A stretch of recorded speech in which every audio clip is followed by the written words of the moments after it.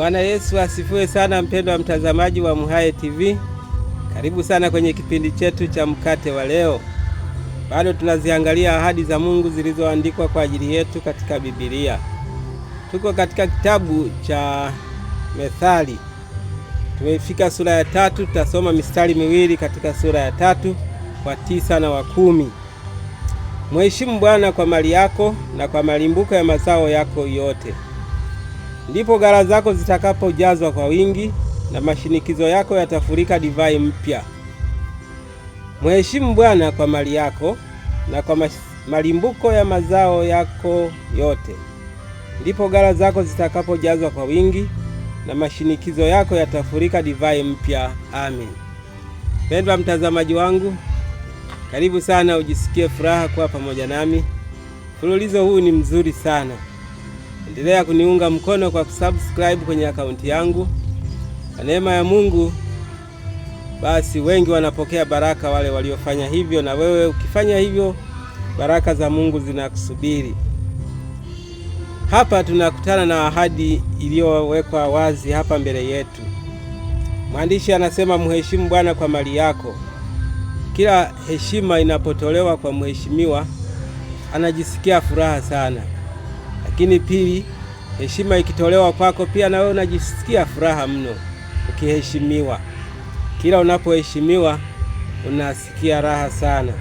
Lakini ni mbaya zaidi ukidharauliwa. Ukimdharau mtu akajua umemdharau, huwa ni shida kubwa. Na ukidharauliwa na ukajua umedharauliwa, unajisikia vibaya.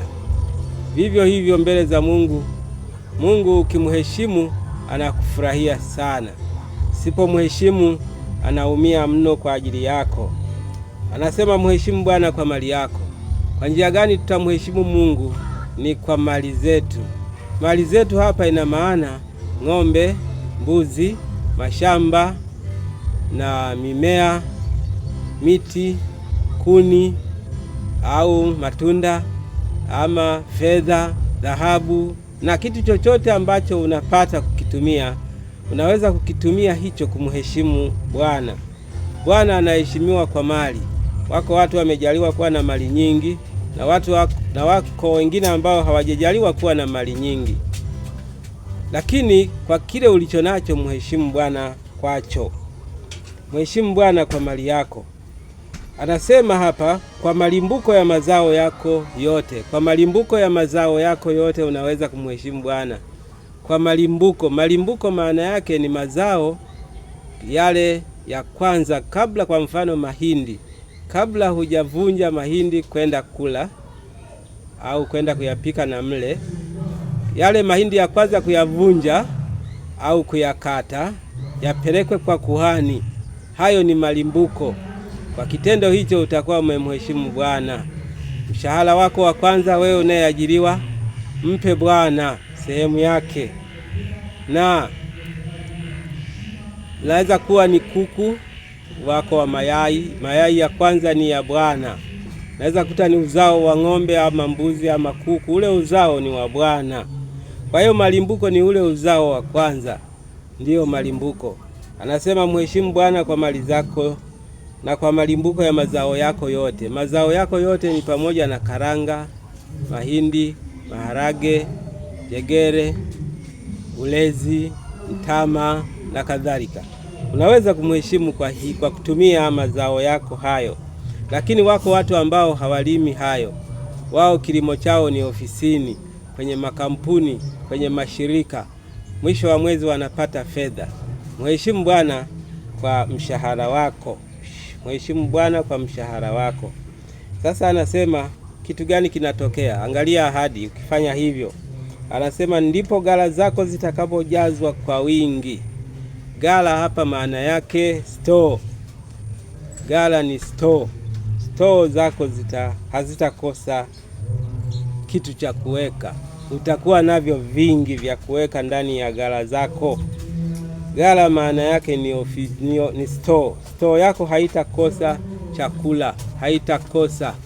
Wako wengine store zao wanaweka tu mkaa. Lakini nakwambia store yako itajaa mkaa, itajaa chakula cha kutosha. Kila kitu unachokihitaji kitakuwa katika store yako. kila kikihitajiwa unaenda store kuchukua, maana vitakuwa vingi. Ndio ahadi ya Bwana, ukimheshimu tu store yako haitakosa chakula.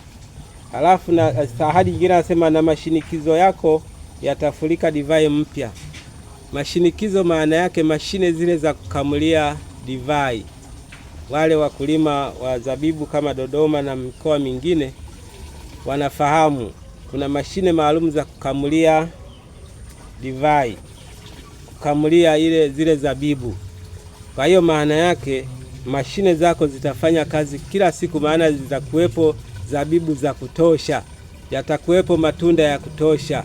Utakamua juisi, kama ni maembe, kama ni machungwa na parachichi na matunda mengine yanayokamuliwa juisi, hutakosa kuwa nayo.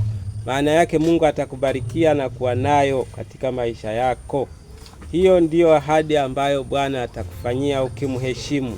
Jambo muhimu, mheshimu. Ukimheshimu tu, wewe ukimheshimu, kila kitu kitakaa sawa.